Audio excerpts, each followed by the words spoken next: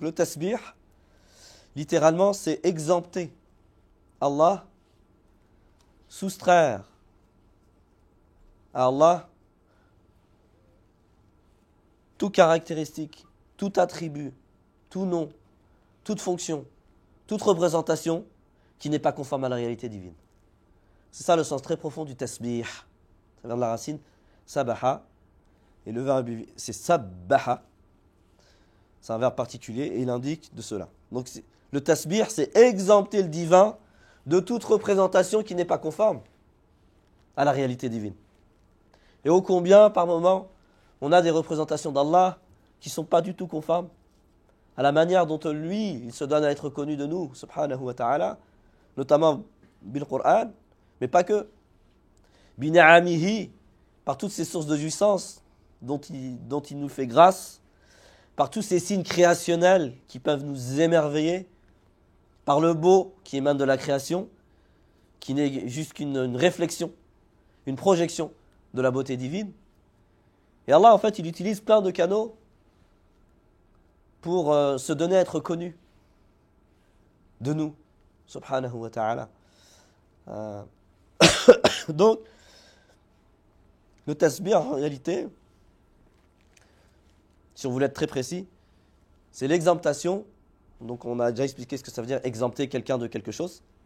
Donc, exempter Allah, par exemple, d'être un père fouettard. Il y a des gens, ils pensent qu'Allah, c'est un père fouettard. Il met des pièges, des pots de banane dans le chemin, et il attend qu'une chose, qu'on glisse, pour qu'il puisse nous châtier, et se frotter les mains, et probablement avoir une forme de contentement par le châtiment. Quand on a cette représentation d'Allah, c'est pas la même chose que quand on a une autre représentation d'Allah, subhanahu wa ta'ala, qui est plus conforme à ses vérités divines. Donc, exempter Dieu de tout ce qui n'est pas conforme à la manière dont lui, il s'est donné, dont lui, il s'est révélé à nous, dont lui, il s'est donné à être connu de nous. Et donc, cette exemptation, elle peut se faire par deux choses, et ça marche dans les deux sens. Par l'exaltation. Et l'exaltation, ça veut dire proclamer avec force et vigueur les attributs, les qualités de perfection divine. Donc comment on fait pour l'exempter? En l'exaltant. D'ailleurs, c'est cette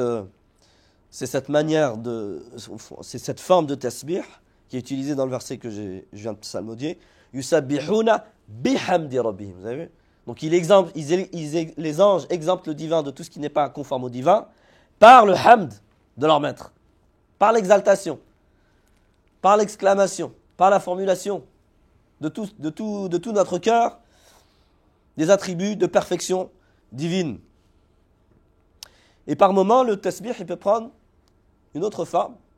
On va l'exalter en exemptant. Donc c'est l'exemptation par l'exaltation et l'exaltation par l'exemptation.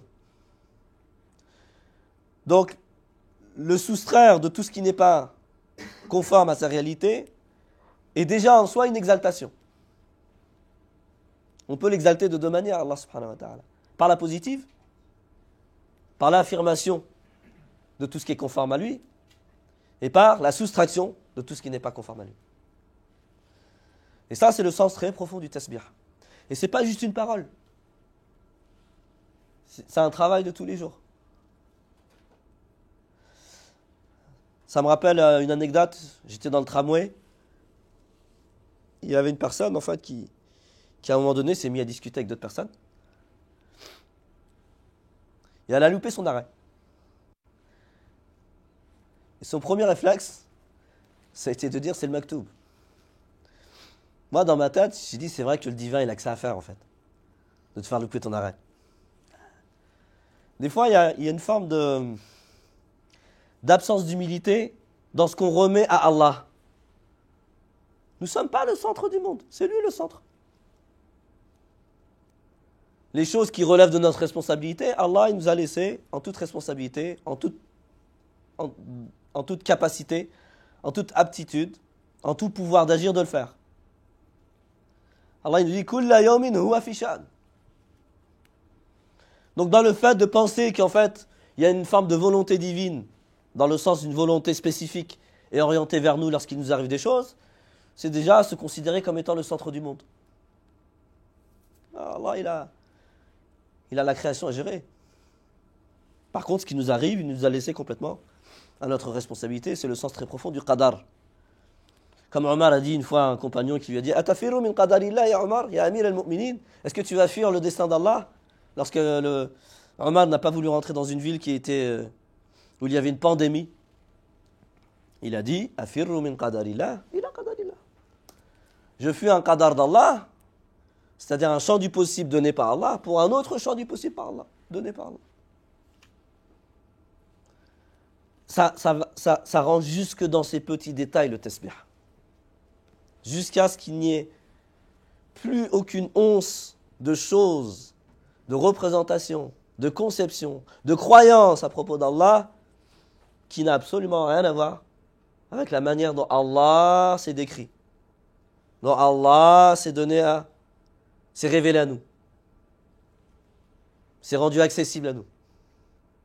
Ça, c'est le tasbih. Donc quand on dit Subhanallah, de toute façon, vous verrez dans le Coran, souvent, le tasbih, il vient juste après des prétentions d'attribution d'un certain nombre d'éléments au divin qui littéralement brisent la perfection de la figure de perfection.